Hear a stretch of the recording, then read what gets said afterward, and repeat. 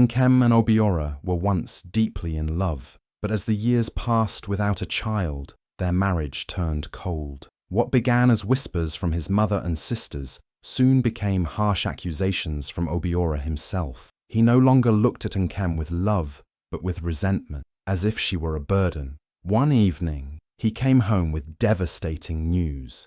He had decided to take another wife, one who could give him an heir. Nkem's heart shattered, but she refused to beg. When he handed her divorce papers, she walked away with nothing but her dignity, leaving him with a final warning. One day, you will regret this. Starting over in a new city, Nkem poured her pain into rebuilding her life. She worked tirelessly, turning a small business into a success.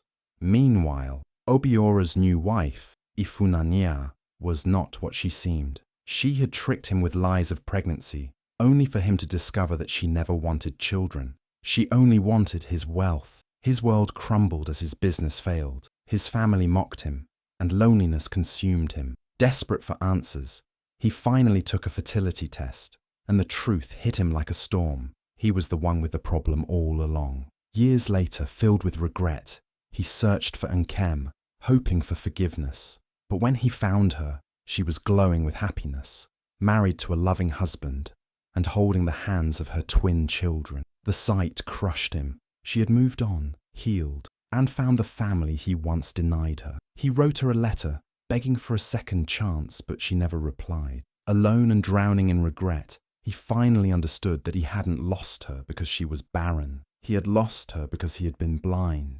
Nkem had once been the love of Obiora's life. When they got married, they were inseparable, the kind of couple people admired. He held her hand through everything, promising to stand by her side, in sickness and in health. They had dreams of building a family, of filling their home with the laughter of children. But as the years passed and no child came, that love began to fade. At first it was subtle. Obiora assured her it was fine, that they had time. But then came the side glances, the sighs when she mentioned another failed attempt, the quiet tension at family gatherings. His mother and sisters saw the shift and pounced. "A barren woman is a curse," they whispered in his ear. "She's holding you back, Obiora. You need an heir." At first he resisted, but the words dug into him like thorns. He began to look at Nkem differently. The woman he once adored now felt like a disappointment. Every meal she cooked tasted bland. Every conversation felt strained. It wasn't just about the children anymore. Everything about her irritated him. And soon, the whispers in his mind turned into words that cut her like knives. "How long must I wait, Nkem?" he snapped one night after another failed doctor's appointment. "What use is a woman who can't give her husband a child?" She flinched, as if he had struck her. The man who once kissed away her tears now caused them. But the worst part, he no longer cared. Nkem tried everything. Prayers, doctors, herbs from elders who swore they held the secret to fertility. But nothing worked. And with each passing year, Obiora's resentment grew. He stopped coming home early. He barely spoke to her unless it was to hurl another cruel remark. The warmth in his eyes had turned to ice. Then, one evening, he came home and dropped a bombshell that shattered her world completely. "I have decided to take another wife," he said coldly. "I need an heir." The words echoed in her ears, but she refused to let the tears fall in front of him. Instead, she stared at him for a long, painful moment before whispering, "One day you will regret this." She turned and walked away, leaving behind the home they had built together, the years of love that had crumbled into dust. But as she stepped into the unknown, one thing burned in her heart. She would never allow herself to be broken again. Nkem sat at the dining table, absently stirring her food, though she had no appetite. The house was quiet, too quiet. Obiora had been distant for months, coming home later and later, barely looking at her. She told herself it was just stress, that things would get better. But that night, when he finally walked in, the look in his eyes sent a chill down her spine, cold, unfeeling, like a stranger. Then, he said the words that made her heart stop. "I have decided to take another wife. I need an heir." For a moment, the room spun. Nkem blinked, trying to process what she had just heard. "What?" Her voice came out in a whisper, barely able to hold back the tremor. Obiora exhaled impatiently. as if this was a minor inconvenience for him. "You heard me. My mother has found me a new wife. She's young, healthy. She will give me the children you couldn't." The words sliced through her like a knife. He said it so easily, as if she were nothing, as if 7 years of love, of sacrifice, of silent tears meant nothing. She searched his face, desperate to find the man she once knew, the man who used to trace circles on her palm when they held hands, the man who wiped her tears the first time she cried about their struggles, the man who once told her, "We're in this together." But he was gone. Her fingers dug into the fabric of her dress as she struggled to breathe. "Obiora, I gave you everything. I stood by you, even when—" He raised a hand, cutting her off. "Enough, Nkem. This is not up for discussion." Not up for discussion? Anger, hurt, betrayal, all of it crashed into her at once. The room felt smaller, suffocating. This was the man she had built a life with, the man she thought she would grow old with, and now he was replacing her like she was a broken piece of furniture. Something inside her cracked. The years of swallowing her pain, of blaming herself, of praying for a miracle, it all burned away in that moment. She stood, pushing back her chair slowly. Obiora barely looked at her. He had already made his choice. She nodded, more to herself than to him. "One day, Obiora, you will regret this." He scoffed, dismissing her as if she were a mere inconvenience. But she didn't cry, not in front of him. Instead, she walked away, her heart pounding, her hands trembling, but her dignity intact. And as she stepped out of the house they once called home, she made herself a silent promise. This was not the end, it was only the beginning. Nkem sat on the edge of the bed, staring at the crisp white papers in her hands. Divorce papers. Her hands trembled as she flipped through them, reading the cold, heartless words. It was real. Obiora was throwing her away like she meant nothing. She looked up, searching his face for any sign of regret, any hesitation, but there was none. He stood tall, arms crossed, eyes cold. The man who once held her close, who once promised to love her forever, now wanted her gone. "Sign them," he said, his voice firm, as if he was discussing business, not breaking the heart of the woman who had given him everything. Nkem swallowed the lump in her throat. She had begged, she had cried, she had prayed, but not anymore. With slow, deliberate movements, she picked up the pen and signed her name. Each stroke of the pen felt like a dagger to her heart, but she refused to let him see her pain. Obiora took the papers, barely looking at them before setting them aside. "Pack your things and leave by morning," he said, turning his back on her. That was it. 7 years of marriage, thrown away in minutes. Nkem stood up, her legs shaky, but her spirit unbroken. She walked to the closet and pulled out her suitcase. She didn't have much. Most of what was in this house she had built with Obiora, but she would leave it all behind. She packed in silence, every item a painful reminder of the life she thought she would have, the dreams they shared, the love that had died. When she was done, she turned to face him one last time. He was already looking at his phone, unbothered, already moving on. A sad smile touched her lips. "One day, Obiora, you will regret this," he scoffed, not even looking up. "Leave, Nkem." She nodded, taking a deep breath. Then, without another word, she picked up her suitcase and walked out the door. As she stepped into the cold night, the wind biting at her skin, she knew one thing for sure. This was not the end of her story. It was just the beginning. The night Nkem walked out of Obiora's house, she had nothing but a small suitcase and a heart full of pain. She didn't know where she was going. She didn't know what her future held. But one thing was certain. She would never beg for love again. She boarded a night bus to another city, watching the dark roads stretch endlessly before her. The pain in her chest was unbearable, but she refused to cry. She had cried enough. Now it was time to survive. When she arrived, the city felt overwhelming. The streets were busy, full of strangers. She had no home, no job, no plan, but she had her dignity, and that was enough. She found a tiny one-room apartment. It wasn't much, just a bed and a leaking sink, but it was hers.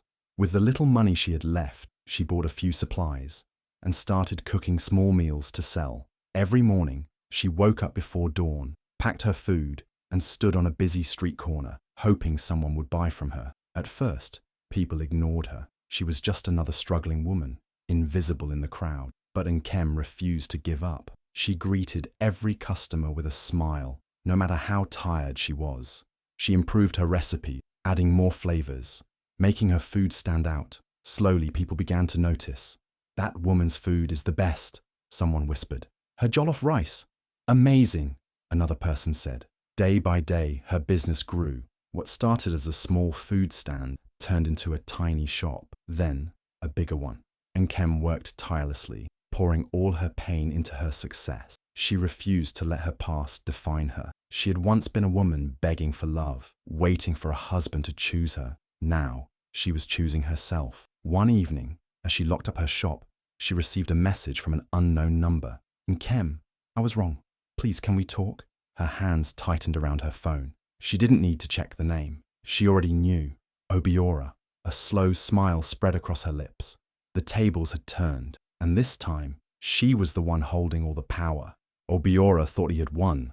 The day Nkem walked out of his life, he felt a strange sense of victory. He had done what a real man should, cast away a barren wife and taken a new one who would give him an heir. Ifunanya was beautiful, charming, and everything he thought he needed. She stroked his ego, whispered sweet words into his ears, and promised him the one thing he craved, a son. "Soon, my love," she would say, placing a delicate hand on her stomach. "You will have an heir." Obiora beamed with pride, showing her off at family gatherings. His mother sang her praises. His sisters adored her, and he felt justified. "I made the right choice." But months passed, then more months.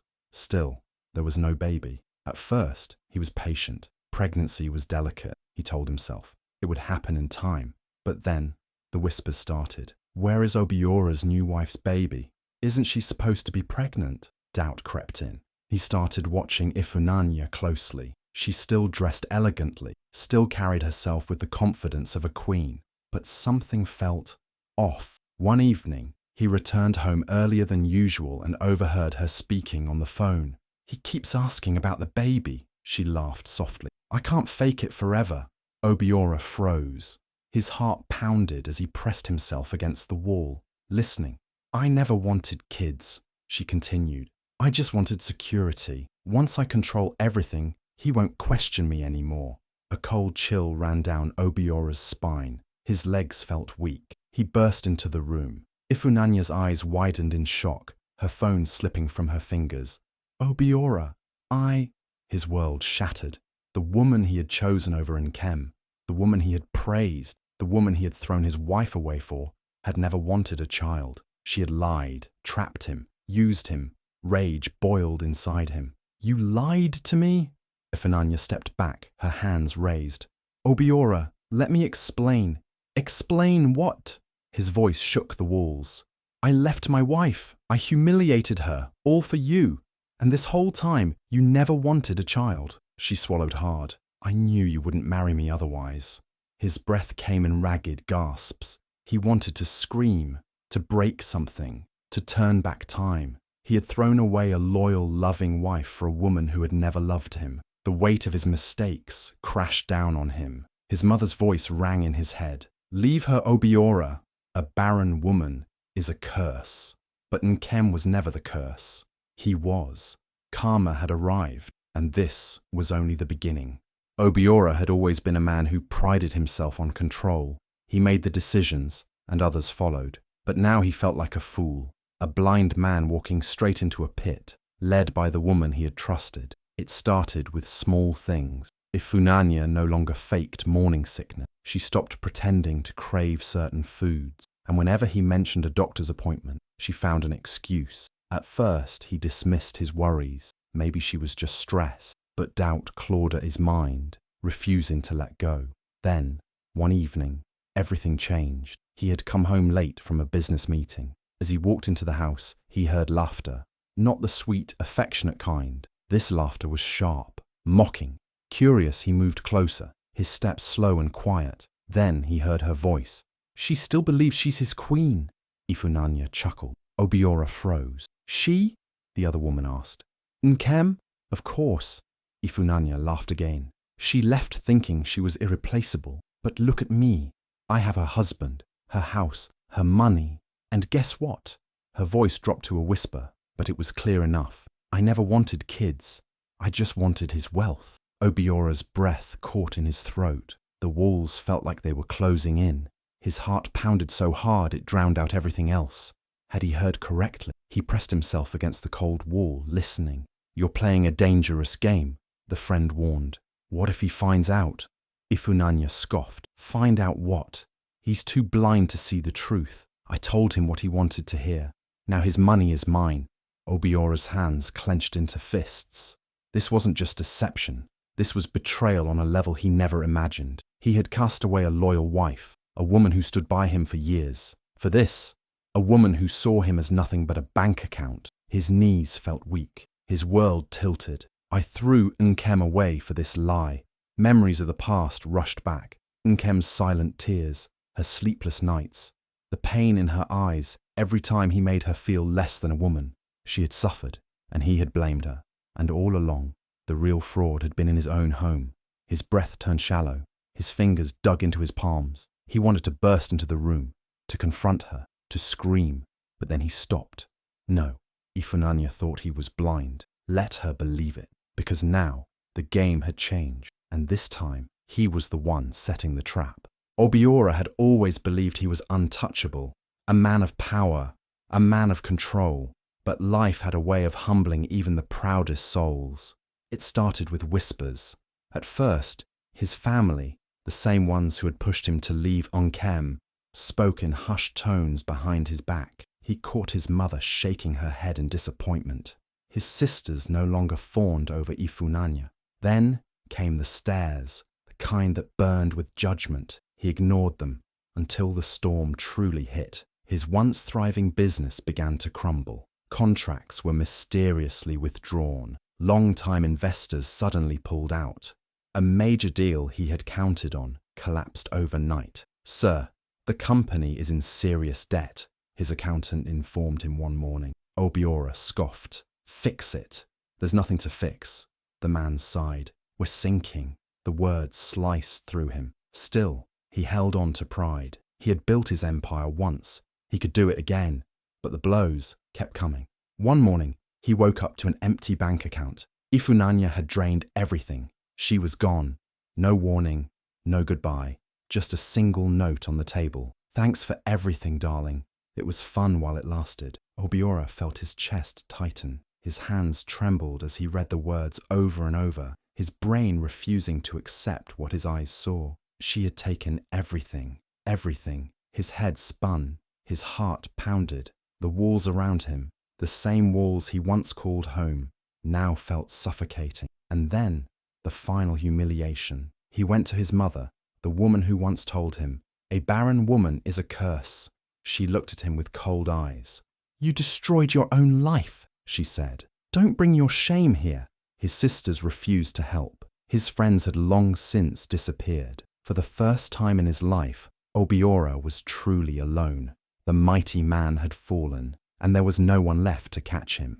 Obiora sat in the sterile doctor's office, his fingers gripping the armrests of the chair. The ticking clock on the wall was deafening. He had come here out of desperation. After everything, his failed marriage, his destroyed business, and Ifunanya's betrayal, he needed answers. For years he had called Nkem barren. For years he had shamed her. For years he had believed she was the problem. But now, as the doctor sat across from him with a serious expression, something in Obiora's chest tightened. The doctor took a deep breath and leaned forward. "Mr. Obiora, we've reviewed your test results." Obiora nodded stiffly. And the doctor's next words shattered everything. "You are the one with fertility issues, not your ex-wife." The room spun. Obiora blinked. He must have misheard. "Excuse me?" The doctor adjusted his glasses. "Your sperm count is extremely low. This condition has likely been present for years." He paused. "It's nearly impossible for you to father children naturally." Impossible. Obiora's hands trembled. His throat went dry. His mind screamed, no. He had thrown away his marriage, humiliated the woman who had loved him, allowed his mother and sisters to poison his mind. All for what? A lie. A terrible, unforgivable lie. "Nkem," he whispered, his voice barely audible. Memories flooded his mind. Nkem crying alone at night, enduring his cruel words, his accusations. She had suffered. She had carried the shame. And all along, it was never her fault. His knees buckled, and he gripped the edge of the desk to steady himself. The doctor's voice seemed distant now. "I recommend seeing a specialist if you want to explore treatment options." Treatment? What did it matter? The woman he had built his life with was gone, and she would never forgive him. The weight of regret crushed him, leaving him gasping for breath. He had shamed the wrong person, and now he would live with that guilt forever. Obiora stood frozen at the entrance of the upscale restaurant, his heart pounding in his chest. It had taken him years to find her, years of regret, years of wondering if she was okay, if she had found happiness after the pain he had caused. And now, she was right there, just a few feet away, sitting by the window, glowing in the golden light of the evening sun. Nkem, the woman he had once called barren, the woman he'd abandoned, humiliated, and cast aside like she was nothing. But she was far from nothing. She was radiant. Her laughter rang through the air, soft and carefree. Her eyes sparkled with a joy he had never seen before. And beside her, a man held her hand, looking at her like she was the most precious thing in the world. Then Obiora saw them, two little children, a boy and a girl, giggling as they played with their food. Twins. His breath caught in his throat. She had children. She had moved on. She had built a life without him, a better life. His legs felt weak. His body screamed for him to turn away. But he couldn't. He had come here to apologize, to beg for forgiveness, to ask, no, pray, for a second chance. But looking at her now, he realized something painful. There was no second chance. Not for him, because she had healed. And he was just a ghost from her past. His hands clenched into fists. The weight of his mistakes crushed him, heavier than he had ever imagined. This was his ultimate regret, not just losing her, but losing the chance to ever make things right. A waiter passed by, and Obiora grabbed his arm, his voice hoarse. "The woman at the window. Do you know her name?" The waiter glanced over and smiled. "That's Mrs. Nkem Adeyemi. She and her husband come here all the time. Beautiful family, right?" Obiora felt his heart shatter. Mrs. Nkem Adeyemi. She had taken another man's name. She was no longer his, and she never would be. With one last look, he turned and walked away, his vision blurred with unshed tears. He had spent so many years searching for her, but now, he realized, she was never lost. He was. Obiora sat at his desk, staring at the blank sheet of paper before him. His hands trembled as he picked up the pen.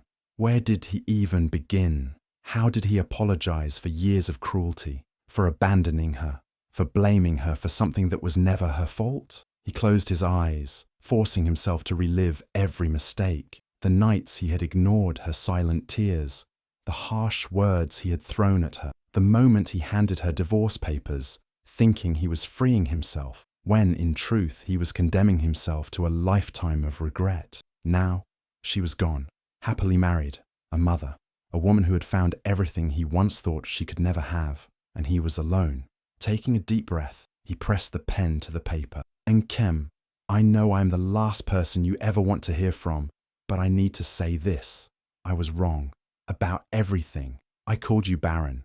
I let others poison my heart against you. I threw you away like you meant nothing, when in reality, you were everything. And now, I live with that regret every single day. You were not the problem. I was. And I only discovered the truth when it was far too late. I lost you, and I deserved to. But if there is even a small part of you that can find it in your heart to forgive me, I would be grateful for the rest of my life. I am truly sorry. Obiora." He read the letter over and over, hoping that somehow his words could carry the weight of his remorse. Carefully, he placed it in an envelope, addressing it to her new home, the home she shared with her husband, with their twins. His heart ached at the thought, but this wasn't about him anymore. This was about her. He mailed the letter and waited. Days passed, then weeks. Each time the mail arrived, he checked for a response. Nothing. No call, no message, no reply. She had moved on. She had closed the chapter of her life where he existed, and he would never hear from her again. Some betrayals could never be undone, and some goodbyes were final. The house was silent, too silent. Obiora sat in his dimly lit living room, staring at the cold cup of tea on the table. The walls around him, once filled with warmth and laughter, now felt like a prison. His once thriving business was gone. His so-called friends had abandoned him. Even his own family, the ones who had urged him to leave Nkem, no longer cared about his existence. And Ifunanya, she had taken what she wanted, his money, and disappeared without a trace. This was his life now. A man once respected, now reduced to nothing but a shadow of his former self. He reached for the letter he had sent to Nkem, the one she never replied to. His fingers trembled as he unfolded the worn paper, rereading the words he had poured out in desperation. But deep down, he already knew the truth. She was gone, forever. Not because she was barren, but because he was blind. Blind to her love, blind to her pain, blind to the fact that she had been the best thing that ever happened to him. And now, she was thriving, with another man, a man who saw her worth, a man who gave her the love and respect she had always deserved.